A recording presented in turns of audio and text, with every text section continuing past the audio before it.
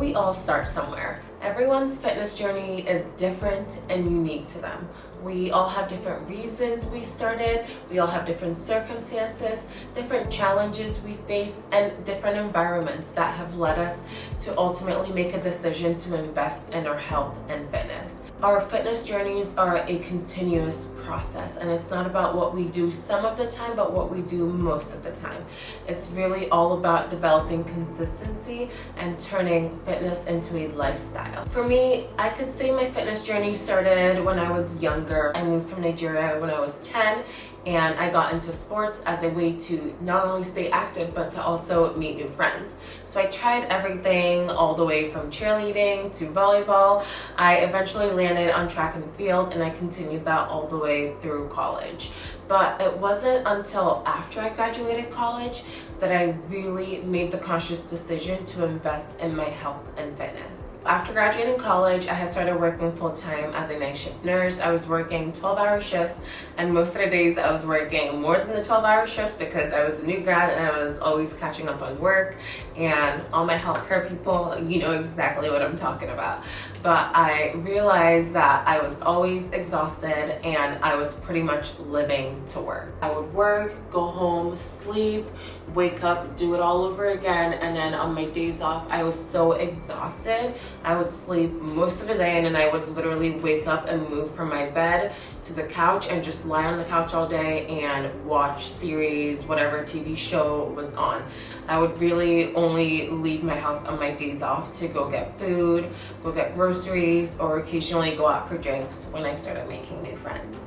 One day I decided that I needed to take back control of my life. So one of the first things that I started doing was I joined the local YMCA and I started taking group fitness classes. And remember, you don't just start and suddenly get everything perfect. You have ups and downs, and you also continue learning and start to figure out what works for you and for your lifestyle, for your specific goals.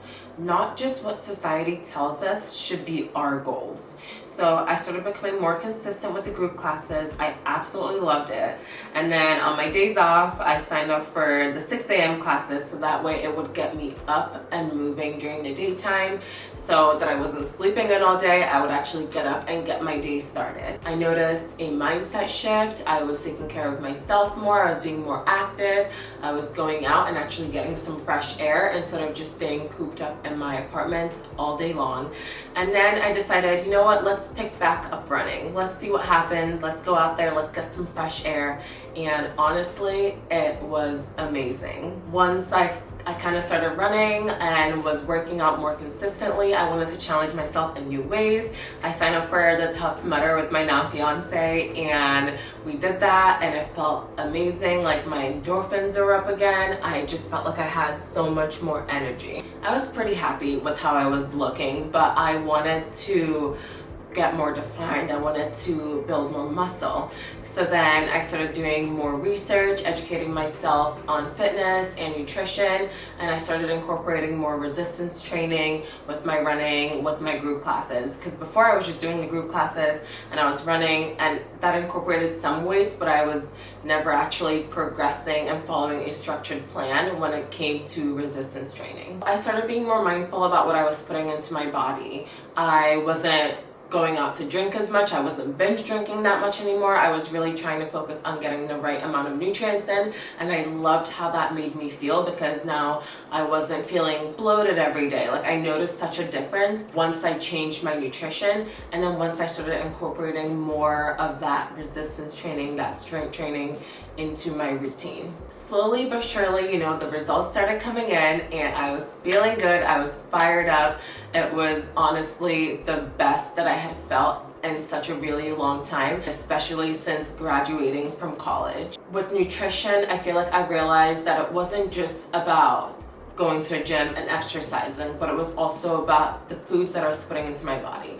Being really mindful of what I'm putting into my body instead of poisoning my body and putting all this junk into it. I started really trying to take care of that. I started fueling my body properly, because in order to gain muscle, we need to fuel ourselves properly. I can't just be snacking off and on and then thinking I'm going to the gym and I'm working it off and then not eating enough in order to see the results. I had to really hone in on my nutrition and on making sure that I was eating not just enough, but also the right kinds of foods. If you want to build muscle, you need to fuel your body properly, you need to follow a structured plan, and also that muscle has to come from somewhere.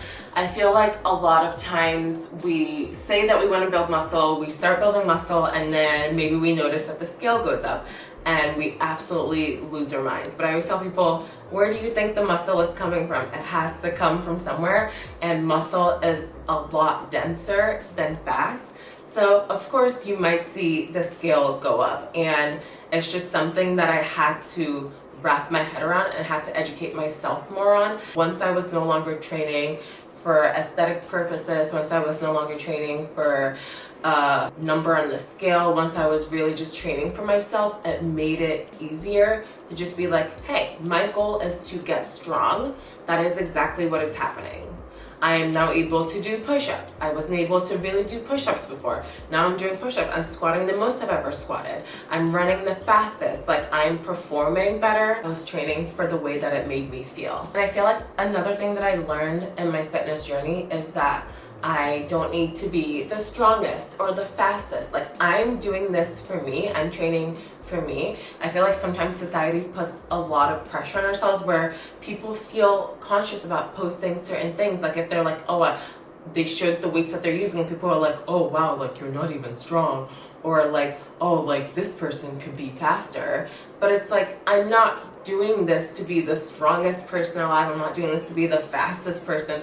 I'm doing this for me, to feel good, to perform well, to feel my best. I'm not trying to lift the heaviest weight. Like, I'm just trying to be stronger than I was yesterday, feel stronger. I want to breathe better while I'm running. I want to be able to go for a run and not feel winded. Those are my goals. They don't have to be your goals. You need to find whatever it is that your goals are. That can just be to live a healthy, happy life, to be more active. You know, some people do want to be the strongest, the fastest, but then there's some people that just want to be overall healthy. They just want to move their bodies. Some people just like going for a walk and feeling good going for a walk. Some people like cycling. Some people just like to be active in different ways. I realized that you don't have to only lift, you don't have to only run. You just need to find something that you enjoy doing and stick to it. So for someone else, that might be walking, it could be cycling, it could be Pilates, it could be going for a hike. You need to find what it is that you enjoy and stick with it. And I feel like that's what helped me a lot with consistency. I love the feeling of lifting. I love how strong I feel when I'm lifting. I love running. It's a way for me to de-stress my mind. It's a way for me to clear my head and to just be alone with myself, honestly. I mean, I like running with people too, but when I'm running by myself, it's just me versus me, and it's just so freeing. It feels so amazing, and that's one thing that I really love about running. For anyone out there, you just really need to find what you enjoy doing and stick with it.